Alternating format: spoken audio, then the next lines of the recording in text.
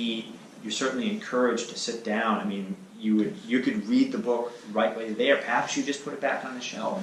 I mean, I think that customer behavior is now welcome, and the customers expect it. And I think that's been such a radical change, like in just my experience with going into those businesses. And I think bike shops, not every shop, but a lot of shops are going to have to find a way to, welcome their customers into the store and make them feel at ease with making a purchase there.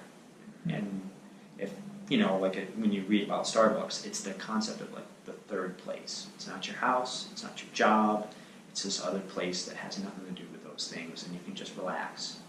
And that is counter to like a lot of traditional bike shop models. I mean, you went in, you either bought a bike and you walked out the door with it, or you brought your bike in for service and then you left. And I think making that transition to having some kind of relationship with the customer that is not possible for them to achieve like in an online situation.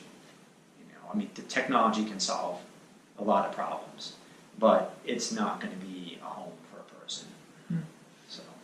Okay, so that's well put. I mean, so basically, in bike shops, as we talked before, I think that they should focus on maybe repairs and things, but I think ideally the bike shop should probably focus on space, making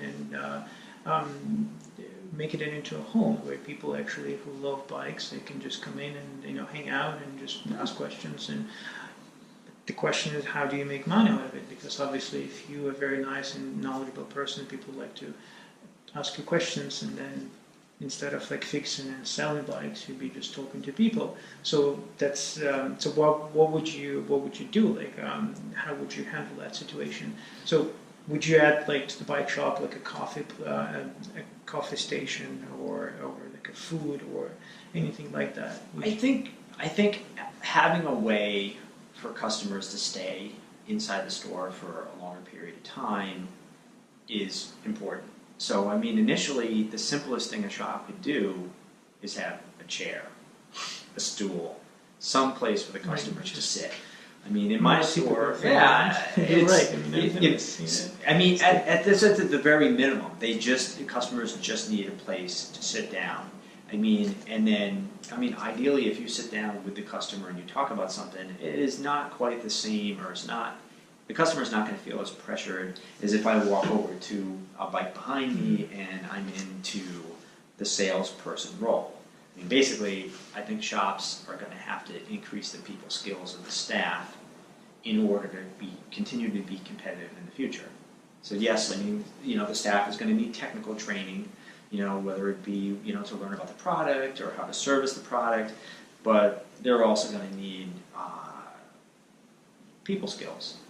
They're going to have to be able to talk with people, and they're going to have to be okay with it. That's a good point. And again, it's like I never thought about it. The last time I went to the bike store, I think none of them had any chairs. So basically, it's almost like you want a person to get out. Just come in with a bike.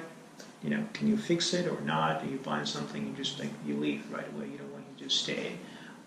Just a little bit ironic, because the last time I went to a bike shop which had a lot of chairs was a Rafa store, in Santa Monica, California, and I had basically met with a person who loves bikes, and we just had a conversation for like an hour, and we still bought coffee, something else, and then led to something else, and I finally decided to buy a cap because I really liked it. So, and it was really pleasant, and there was a TV with there was a world championship at that time, and it just was something that I kind of looked forward to come back there and hang out there and look at people who.